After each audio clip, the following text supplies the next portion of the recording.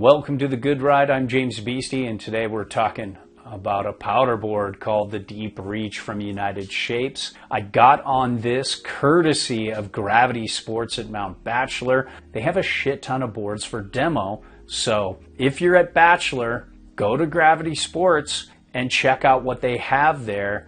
There's a good chance you'll get to try before you buy. So let's talk snowboard dating app, some things that'll make you want to swipe right.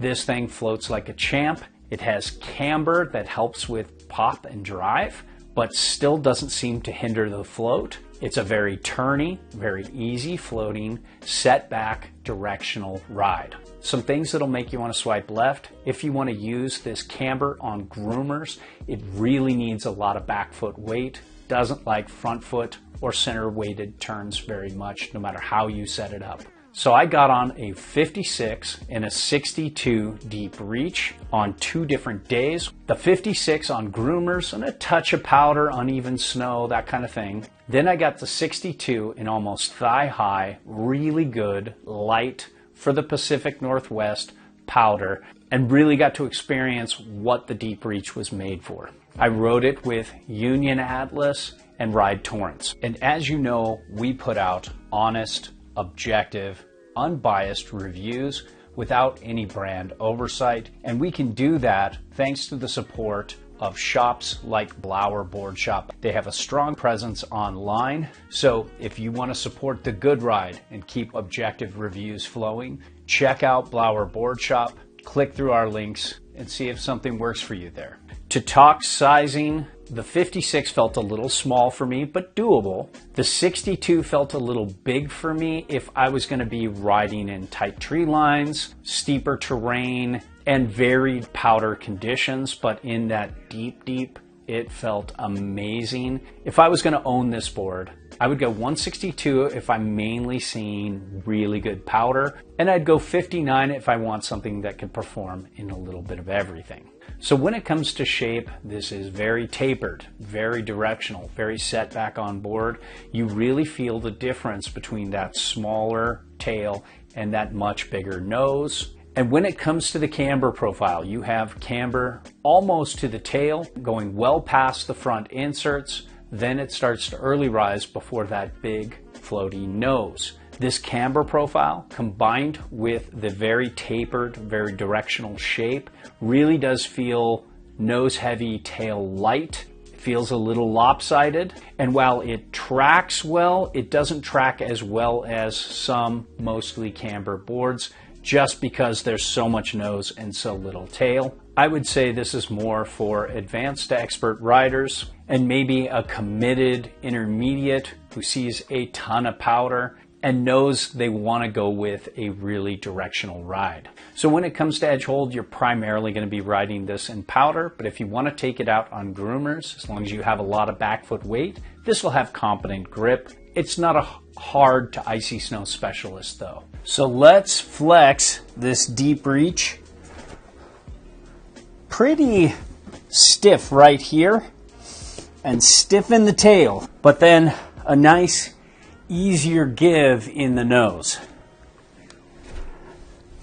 Pretty good pop. When it comes to uneven snow, I feel like all United Shapes boards do a very good job. They're not the best of the best, but they're super far from being the worst. This is a good all-day ride, especially for somebody who sees a lot of tracked up, uneven powder days. You have to fight through a lot of that to get to the good stuff. This is going to do just fine. Now, when it comes to speed and pointing it, in powder, there's really no limit. If you size this correctly, it's fine. But if you're in tracked up, uneven snow, you do feel a little nose heavy, a little tail light. So it's not the best for straight pointing it, but if you need to do a straight line here or there to get up as far as you can up a hill to start hiking or to make a long traverse, this will work pretty well. And the more you ride it, the more you get used to that very tail light feel.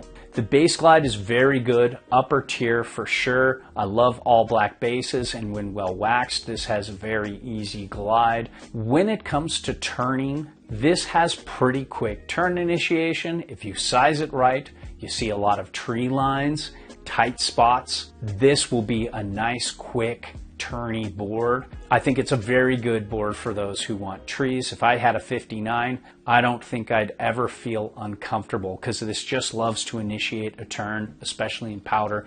It's really quick and easy. When you get it on edge, and let's say you want to go out and carve groomers, one thing about this, it needs a lot of back foot weight, more than most tapered directional boards. I tried setting it up posi. I tried to drive more off the front foot and then move it to a center weighted and then back foot weighted turn out, and it would wash on me a lot. You really feel light in the tail, so you really have to put a lot of back foot weight. I felt the same way slightly duck at like -3, 18 front, and the same way 24 front plus 6 back. Nothing I could do with this board got the tail to hold better unless I just put a shit ton of back leg weight on the board throughout most of the turn. So I like a back foot weighted carve, but I also like a center weighted and front foot weighted carve too.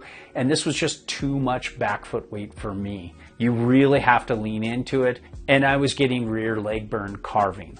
So it really comes down to personal preference, but this shines more as a powder board for sure. And speaking of powder, when I got this 162 on that deep day, this was a great choice. This is a very good floater. It's the best of the United Shapes boards I've tried. I would like to get on the Experiment though. That looks like it would be a step up from here.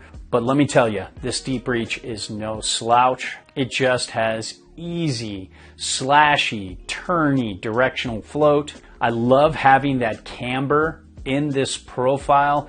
It feels like it gives it a little extra spring out of the turn, even in powder, and I thought it was a very good powder experience. I think a lot of people could have a time on this board. And when it comes to setback on board, I didn't get to measure the 162, but the 156 with a 21.5 inch stance width has 5.875 inches back from center of board. That's pretty far back, but it feels even further back because that little tapered tail is so small surface area wise.